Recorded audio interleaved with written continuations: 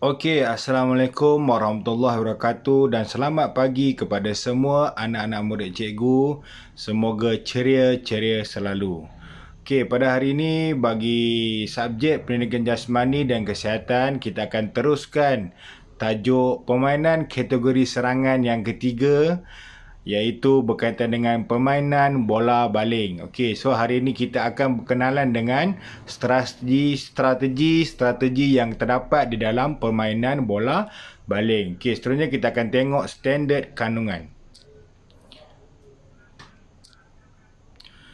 Okey, yang pertama, melakukan kemahiran bola baling menggunakan pelbagai strategi dalam situasi permainan. Yang kedua, mengaplikasikan pengetahuan konsep, pergerakan dan strategi dalam permainan bola baling. Yang ketiga, mematuhi dan mengamalkan elemen pengurusan dan keselamatan. Yang keempat, menunjukkan keyakinan dan tanggungjawab kendiri semasa melakukan aktiviti. Yang kelima, berkomunikasi dalam pelbagai cara semasa melakukan aktiviti. Yang keenam, membentuk kumpulan dan bekerjasama dalam kumpulan. Yang ketujuh, memahami dan mengaplikasikan etika dalam sukan semasa melakukan aktiviti. Okey, ini adalah standard kandungan di dalam subjek ini. Seterusnya kita akan lihat kepada pengenalan bagi permainan bola baling. Permainan bola baling merupakan permainan kategori serangan yang memerlukan kepantasan, ketangkasan, fleksibiliti dan tindak balas segera ketika melakukan serangan dan bertahan. Secara maklumnya, bagi sukan permainan bola baling, awak perlu pantas, perlu laju, perlu cepat bertindak. Okey, fikiran awak perlu laju untuk melakukan serangan dan juga bertahan. Permainan ini melibatkan pelbagai kemahiran asas seperti menghantar, menerima, menggelecek, mengadang dan menjaring. Melalui kemahiran ini, murid boleh merancang strategi menyerang, bertahan dan menentukan formasi yang boleh digunakan dalam situasi permainan. Okey, dalam ini awak boleh menggunakan formasi yang akan saya berikan sebentar lagi untuk diaplikasikan dalam permainan mengikut situasi. Contohnya ketika awak menyerang ataupun ketika awak bertahan, apakah formasi yang perlu digunakan untuk mengelakkan kita kalah dan untuk memberikan kemenangan kepada kita semasa bermain permainan bola baling. Pada akhirnya, murid dapat mengaplikasikan kreativiti dan inovasi dalam menyerang dan bertahan menggunakan strategi yang tepat dalam situasi permainan. Baik, seterusnya kita tengok strategi menyerang. Permainan bola baling merupakan permainan kategori serangan yang mempunyai kemahiran dan formasi dalam strategi permainannya. Kemahiran asas dalam strategi serangan ialah seseorang pemain memerlukan kemahiran kawalan dan penguasaan bola ataupun ball position bagi menggerakkan serangan. Pasukan yang menguasai bola akan menentukan corak permainan dan serangan. Jadi untuk permainan ini, awak perlu menguasai bola. Okey, penguasaan bola itu akan membolehkan awak merancang formasi yang sesuai ataupun taktikal yang sesuai untuk melakukan serangan. Secara umumnya, objektif strategi serangan adalah untuk mendapatkan seberapa banyak jaringan. Ketika ingin melakukan serangan, setiap pemain perlu bekerjasama dan memainkan peranan dalam pergerakan taktikal yang dirancang. Seorang penyerang perlu bijak mengambil peluang dan bertindak balas, seterusnya berusaha untuk menjaringkan gol. Serangan yang digerakkan memerlukan kombinasi pemain yang bergerak pantas, hantaran yang tepat ke sasaran dan posisi yang betul. Terdapat beberapa strategi, antaranya serangan secara individu, berkumpulan dan sistem serangan. Okey. Jadi untuk strategi menyerang, kita boleh gunakan dua strategi, iaitu secara individu ataupun secara berkumpulan. Kita tengok strategi menyerang secara individu. Okey, tengok. Strategi menyerang secara individu menjadi asas penting dalam melakukan serangan. Kekuatan strategi serangan individu akan membawa kejayaan kepada pasukan. Terdapat beberapa strategi dalam serangan individu, antaranya tengok A. Serangan posisi. Seorang penyerang perlu bijak menempatkan diri di tempat yang tidak dikawal oleh pihak lawan dan mudah untuk menerima hantaran, seterusnya menyusun gerakan taktikal serangan. Pemain perlu berupaya memecahkan benteng pertahanan daripada gerakan yang akan dilakukan. So, kemahiran individu ni sangat penting bagi menggunakan strategi ini. Serangan melalui gerakan. Seorang penyerang perlu bergerak dengan pantas dan tangkas dalam melakukan gerakan serangan mengikut taktikal pasukan. Pergerakan ini mudah bagi mengelirukan pertahanan dan mampu memecahkan benteng untuk melakukan percubaan ke arah pihak lawan. Okey, bagi serangan ini, awak memerlukan gerakan badan yang dapat mengelirukan pasukan lawan. Serangan ke dalam zon serangan. Pemain yang telah menggerakkan serangan serta sedia untuk melakukan percubaan perlu memberi tekanan kepada pertahanan lawan dalam zon serangan. Pemain penyerang lain juga perlu melakukan tekanan kepada pemain lawan lain supaya pertahanan menjadi kucak-kacir dan memberi ruang untuk pemain penyerang melakukan percubaan jaringan. D. Kita tengok serangan di kawasan 6 meter. Pemain penyerang utama yang merancang strategi menjaring di garisan 6 meter perlu menempatkan diri di ruang kosong pertahanan lawan supaya serangan dapat dilakukan. Apabila pemain penyerang menerima bola di garisan 6 meter, penyerang boleh melakukan pusingan atas kaki bukan dominan untuk melakukan percubaan atau melakukan gerakan 3 langkah melepasi pertahanan yang mengadangnya bagi melakukan percubaan ke gol pasukan lawan. Itu bagi strategi menyerang secara individu. Seterusnya kita tengok strategi menyerang secara berkumpulan. Okey, strategi menyerang secara berkumpulan akan meningkatkan penguasaan ke atas bola dan kejayaan melakukan jaringan adalah tinggi. Terdapat beberapa strategi serangan secara berkumpulan. A. Serangan hantaran berpasangan. Pergerakan serangan ini dilakukan dari bawah secara berpasangan, bermakna hanya 2 orang pemain sahaja. Perhantaran pendek dan tepat kepada pasangan akan mempercepatkan serangan. Hantaran yang pantas akan mengelirukan pihak lawan dan memudahkan jaringan dilakukan. K. B. Serangan hantaran selari. Serangan melalui hantaran selari membolehkan bola dihantar dalam keadaan selari dengan pemain penyerang. Dalam kedudukan selari, 2 orang pemain saling bertukar hantaran ketika melakukan serangan. Serangan ini juga sesuai dalam situasi 3 lawan 2 atau 5 lawan 4. Bermakna awak duduk dalam satu line yang sama, selari bersama dengan kawan-kawan awak untuk melakukan serangan. Strategi hantaran silang.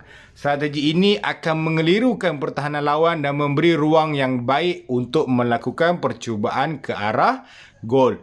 Penyerang akan bergerak secara bersilang sama ada dengan bola atau tanpa bola. Hantaran dilakukan secara dekat, pendek dan laju. Pemain penyerang akan mempunyai peluang apabila gerakan silangnya sukar dibaca dan percubaan ke arah gol boleh menghasilkan jaringan. Okey, seterusnya kita tengok strategi menyerang dalam situasi permainan.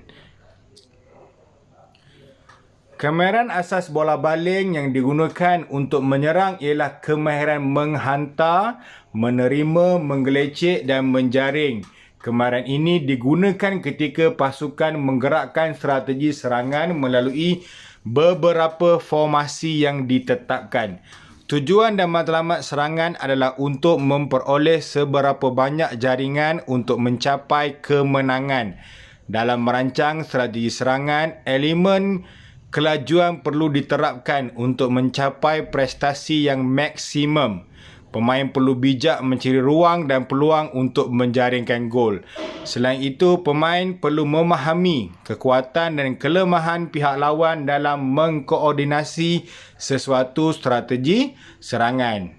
Okey, terdapat beberapa formasi serangan yang akan dipelajari iaitu 3-3 dan 2-4. Okey, kita tengok formasi 3-3. Formasi 3-3 merupakan formasi yang seimbang antara bahagian serangan dengan bertahan. Tiga orang pemain bertindak sebagai penyerang manakala 3 orang pemain lagi membantu untuk menggerakkan serangan. 3 orang pemain serangan terdiri daripada sayap kanan, sayap kiri dan pemain tengah. Okey. Pemain pertahanan yang terdiri daripada pertahanan kiri, pertahanan kanan dan pertahanan tengah akan membantu setiap gerakan serangan dengan hantaran jauh antara pemain. Formasi ini membuka lebih banyak ruang dalam kawasan 9 meter dan memudahkan pergerakan untuk menyerang. Pemain penyerang boleh bertukar tempat untuk mengelirukan lawan. Serangan juga boleh dilakukan oleh pemain pertahanan dengan melakukan larian 6 langkah untuk mendapatkan jaringan. Okey, kalau awak tengok kat bawah tu, gambar rajah tu merupakan formasi 3-3. Okey, garisan 6 meter dan juga garisan 9 meter. Okey, awak tengok bagi bulatan yang berwarna biru.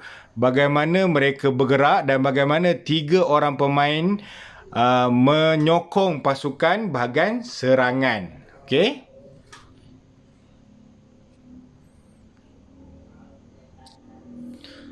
Strategi serangan formasi 3. Serangan digerakkan dari bahagian pertahanan.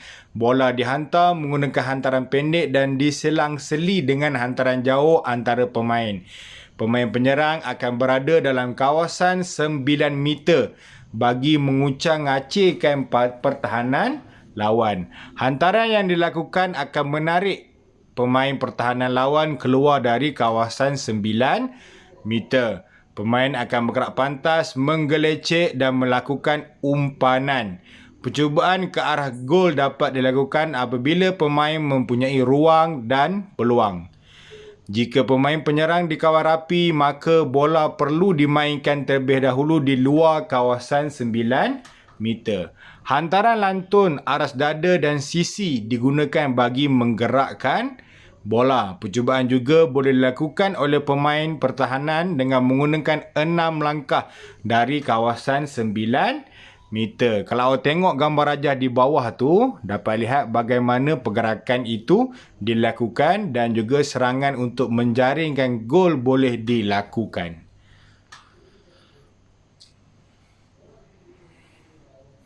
Okey, seterusnya kita tengok formasi 2-4. Formasi 2-4 digunakan untuk menguatkan bahagian serangan. 4 orang pemain berada dalam kawasan 6 hingga 9 meter.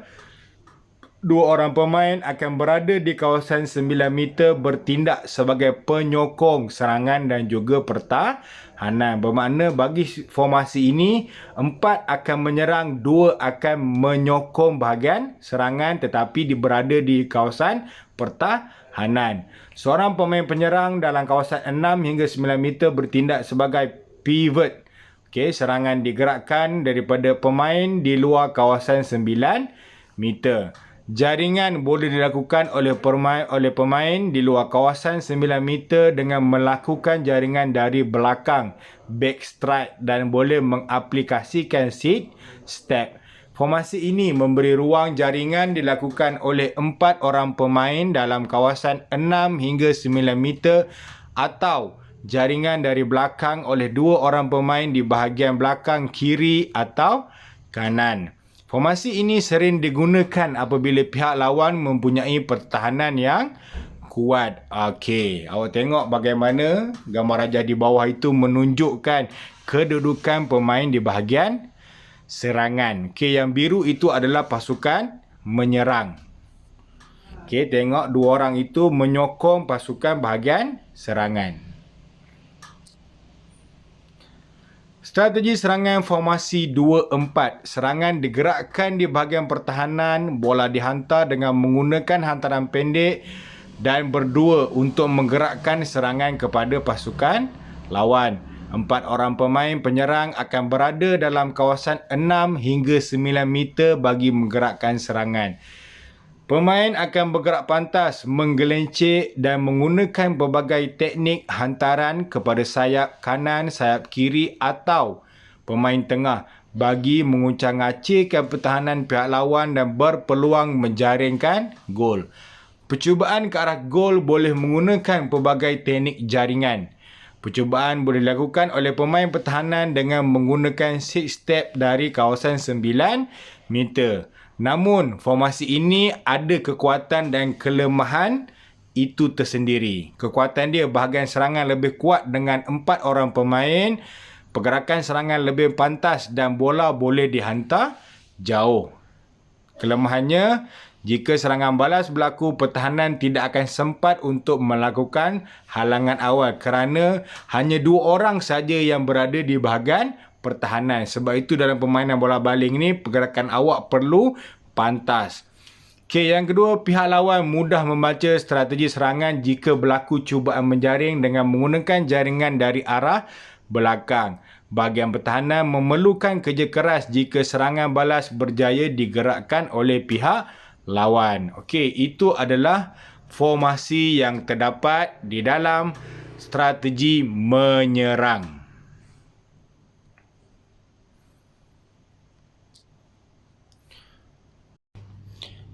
Okey, seterusnya kita akan lihat bagi strategi bertahan. Pasukan yang ingin memenangi sesuatu perlawanan juga perlu memiliki kemahiran bertahan yang baik. Selepas melakukan serangan atau menjaringkan gol, pemain akan bertukar peranan sebagai pasukan bertahan. Mereka perlu mengawal pemain lawan dengan membuat serangan balas atau menjaringkan gol. Menguasai teknik kemahiran bertahan akan membolehkan seseorang pemain berkeupayaan untuk merebut bola, bekerjasama dalam pasukan, menggagalkan gerakan taktikal dan membaca formasi serangan pihak lawan. Setiap pemain bertahan perlu bekerjasama antara satu sama lain untuk mematahkan serangan pihak lawan. Terdapat 2 strategi bertahan, iaitu bertahan individu dan berkumpulan. Okey, first kali kita akan tengok strategi bertahan secara individu.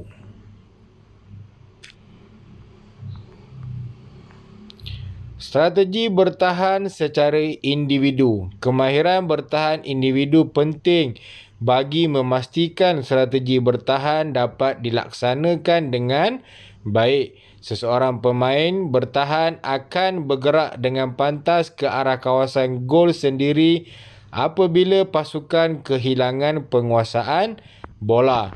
Pemain bertahan secara individu perlu mengawasi penyerang yang menghampiri kawasan gol. Pemain perlu menghalang setiap hantaran dan lontaran, terutama di kawasan 9 meter. Terdapat beberapa strategi bertahan, antaranya mengawal pemain, adangan badan dan mengadang serangan. Okey, awak tengok mengawal pemain. Seorang pemain bertahan perlu mengawal, membayangi dan memberikan tekanan kepada pemain lawan secara individu dengan teliti. Kawasan yang longgar menyebabkan pemain penyerang lawan dapat mencari ruang kosong, seterusnya melakukan cubaan ke arah gol. Okey, bagi situasi ini awak perlu mengawal pemain, tidak memberi ruang kepada mereka untuk melakukan gol. Okey, seterusnya adangan badan. Pemain secara individu boleh melakukan adangan badan kepada mana-mana pemain penyerang lawan. Adangan badan bertujuan untuk membataskan pergerakan pemain pasukan lawan untuk menjaringkan gol.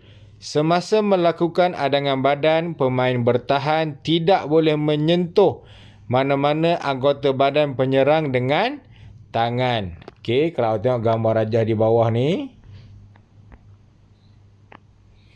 Kemahiran mengawal pemain secara individu. Nampak dalam bulatan tu bagaimana dia tidak memberi ruang kepada pemain. Okey, yang kedua, kemahiran adangan dengan badan. Lihat bagaimana pemain itu mengangkat tangan, mendepakan tangan supaya tidak memberi ruang kepada penyerang untuk melakukan gol. Okey, C. Mengadang serangan.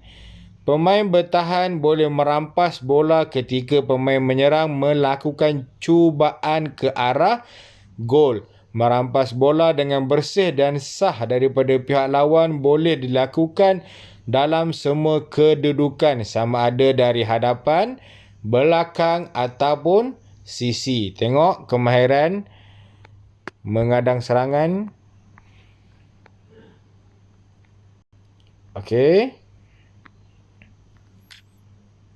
Seterusnya, strategi bertahan secara berkumpulan. Strategi bertahan secara berkumpulan. Kemahiran bertahan berkumpulan memerlukan komunikasi dan kerjasama yang baik supaya tidak mudah dibolosi oleh pihak lawan. Antara strategi bertahan berkumpulan adalah untuk bertahan mengawal zon dan ketika lontaran percuma. A, awak tengok bertahan mengawal zon. Terdapat beberapa formasi yang popular digunakan ketika bertahan, iaitu formasi 6-0, 5-1, 4-2 dan 3-2-1. Kalau tengok gambar rajah tersebut, kedudukan pemain bertahan ketika mengawal zon. Okey, tengok setiap gambar rajah tu menunjukkan ke mana pemain bertahan akan bergerak ke depan, ke kiri dan ke kanan. Okey, tengok bertahan ketika lontaran percuma. Lontaran percuma dilakukan di tempat kesalahan berlaku. Pemain pertahanan perlu berada di kawasan 6 meter berhampiran lontaran percuma diambil. Okey. Seterusnya kita tengok strategi bertahan dalam situasi permainan. Strategi bertahan juga memerlukan formasi yang baik agar dapat menggagalkan serangan dan jaringan lawan. Kemahiran asas yang digunakan ketika bertahan adalah dengan mengadang, merampas bola dan menjaga gol. Kemahiran ini digunakan semasa pasukan menggerakkan formasi bertahan. Pemain perlu bijak mencari peluang yang sesuai untuk merampas bola, seterusnya melakukan serangan balas. Terdapat beberapa formasi yang boleh digunakan ketika bertahan, antaranya ialah 6-0 dan 5-1.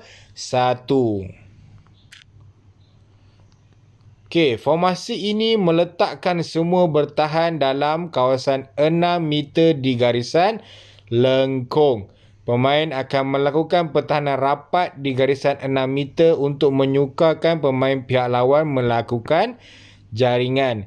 Setiap pemain akan mengawasi seorang pemain lawan yang berada berhampiran dengannya. Pergerakan pemain semasa bertahan mengikut pergerakan bola tanpa meninggalkan pengawasan terhadap pemain lawan yang berada berhampiran dengannya. Formasi ini mengaplikasikan man-to-man Marking bermaksud seorang menjaga seorang pemain. Formasi bertahan ini menyukarkan penyerang lawan melakukan percubaan menjaring dari kawasan 6 hingga 9 meter. Okey, kalau awak tengok gambar raja di bawah tu, kesemua pemain berada di dalam kawasan 6 meter. Ini menyukarkan pasukan menyerang untuk melakukan gol. Semua pemain pertahanan berada di garisan 6 meter untuk melakukan pertahanan di garisan lengkung dan bersiap sedia dengan setiap percubaan menjaring oleh pihak lawan. Pemain bertanggungjawab memerhati, mengawasi dan mengawal zon yang telah ditetapkan. Pemain akan keluar melakukan adangan, merebut dan menepis bola seterusnya kembali ke posisi asal dengan pantas. Komunikasi antara satu sama lain supaya pemain lawan tidak berjaya melakukan percubaan ke arah gol. Okey, bagi formasi ini kemahiran komunikasi sangat-sangat penting, okey, untuk menutup ruang bagi penyerang melakukan gol. Walaupun sistem ini memberikan peluang kepada penyerang lawan bebas melakukan hantaran kiri dan kanan, namun mereka tidak mudah untuk memasuki kawasan 6 meter dan melakukan percubaan ke arah gol. Strategi bertahan mudah dilakukan dengan pertahanan dibahagikan kepada dua kumpulan kiri dan kanan. Hal ini menjadikan kawalan lebih rapat dan serangan lawan mudah dibaca.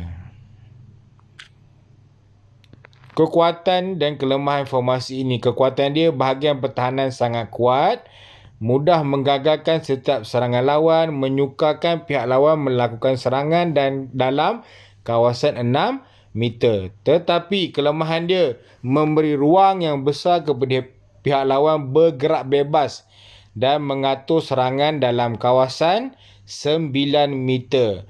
Bahagian serangan sangat lemah. Jika merancang serangan kilat, penyerang akan mudah diadang atau serangan mudah dipatahkan. Memberikan peluang kepada pemain penyerang yang tinggi melakukan back strike, jaringan lompat dan jaringan jauh. Okey, kita tengok bagi formasi 5-1. Okey, 5-1 meletakkan lima orang pemain bertahan dalam kawasan 6 hingga 9 meter. Seorang pemain akan berada di luar kawasan 6 hingga 9 meter sebagai pengacah dan pengejar. Tugas pemain pengacah dan pengejar adalah untuk mengawal permulaan serangan, meminta setiap hantaran, merebut dan menepis bola serta merancang serangan balas. Setiap pemain bertahan perlu mengawasi seorang pemain lawan sepanjang garisan 6 meter. Pergerakan pemain semasa bertahan mengikut pergerakan bola tanpa meninggalkan pengawasan terhadap pemain penyerang yang berada berhampiran dengannya. Semasa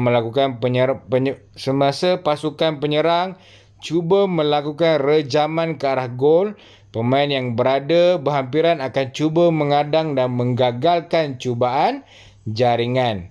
Pemain bertahan perlu sentiasa berkomunikasi dengan rakan, berbincang serta memberikan arahan dan isyarat untuk mengawasi pihak lawan. Pemain bertahan perlu sentiasa peka dengan kehadiran pemain lawan berhampiran. Okey, tengok strategi bertahan. Kemahiran mengadang, memintas hantaran dan merebut bola akan diaplikasikan oleh seorang pemain tadi yang berada di luar garisan 9 meter. Setiap pergerakan dan hantaran lawan akan diawasi agar bola berjaya direbut dan serangan dapat dipatahkan. Pemain bertahan perlu memastikan pasukan lawan tidak mempunyai ruang untuk melakukan jaringan. Jika pemain lawan cuba untuk melakukan balingan ke arah gol dengan menggunakan kemahiran jaring lompat, maka pemain bertahan yang paling hampir akan melompat sambil mengangkat tangan bagi menghalang jaringan dilakukan. Penjaga gol perlu peka dan memberi arahan kepada pemain pertahanan. Penjaga gol juga perlu mengawasi setiap pergerakan bola pihak lawan dan menutup ruang yang ada supaya pihak lawan tiada peluang melakukan jaringan. Okey, ada kekuatan dan kelemahan tersendiri. Kekuatan dia, bahagian pertahanan lebih kuat kerana awak menggunakan 5 orang pemain. Mudah menggagalkan setiap serangan lawan, menyukarkan pihak lawan melakukan serangan dalam kawasan 6 hingga 9 meter. Kelemahan dia adalah bahagian serangan lemah. Jika merancang serangan kilat, penyerang akan mudah diadang atau serangan mudah dipatahkan. Membenarkan pihak lawan menguasai kawasan luar 9 meter. Dan yang ketiga, memberikan peluang kepada pemain penyerang yang tinggi untuk melakukan jaringan back strike, jaringan lompat ataupun jaringan jauh.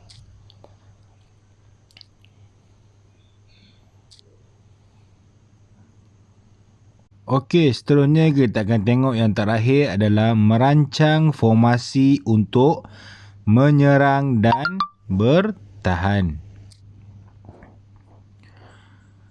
Okey, setelah mempelajari kemahiran, strategi dan formasi, maka kita perlu merancang satu formasi permainan untuk menyerang dan bertahan dalam situasi permainan.